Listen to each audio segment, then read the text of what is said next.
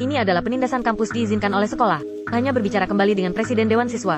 Akan dihukum. Hujan di langit. Rick akhirnya merencanakan lubang itu. Tetapi, pengikut Presiden berkata sambil tertawa. Isi lubang sebelum seseorang jatuh.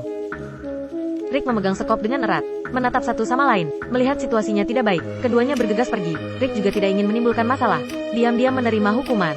Tapi, terus membiarkannya, hanya membuat pihak lain semakin gila. Malam ini, Presiden membawa orang diam-diam ke pintu asrama Rick.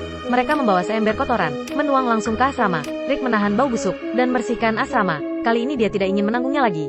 Memutuskan untuk membalasnya, menunggu sampai larut malam. Rick mengambil ember kotoran, diam-diam menyelinap ke asrama Presiden. Dia menyelinap ke tempat tidur panjang, menuangkan semua kotoran ke bawah, lalu berbalik dan lari. Saat sarapan, wajah Presiden sangat murung, kata Rick. Sangat aneh bahwa ada bau kecoa. Bau busuk. Bagaimana menurutmu? Kamu. Digoda oleh Rick di depan umum. Presiden benar-benar kehilangan akal sehatnya. Kamu bau. Bahkan tangannya bau.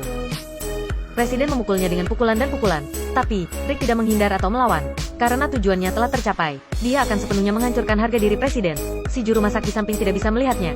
Hentikan itu. Presiden akhirnya menghentikan tinjunya. Dapat menghadapi insiden pemukulan terang-terangan ini. Sekolah hanya mengatakan dengan dingin. Sudah cukup. Rick selalu sabar. Hanya ingin mendapatkan ijazah dengan lancar. Kali ini, itu adalah hadiah kecil. Tetapi, hanya dengan imbalan ketenangan singkat. Masih ada 1 bulan sebelum kompetisi renang sekolah. Rick juga mendaftar. Kalau bisa mendapatkan peringkat, bisa menambahkan poin keulasan akhir periode. Tapi, yang aneh, adalah juara kompetisi renang 5 tahun ini. Selalu menjadi siswa aristokrat. Bukan karena seberapa kuat dia, tetapi, karena ayahnya adalah pemegang saham sekolah. Jadi, selama ini, bahkan, jika ada yang terbaik untuk berpartisipasi, juga akan dengan sengaja melepaskan air pada menit terakhir. Pelatih melihat kekuatan Rick. Dia juga sangat tidak puas dengan hierarki sekolah. Kali ini dia berharap Rick bisa memainkan kekuatannya, hancurkan sistem dekaden ini, menangkan kejuaraan.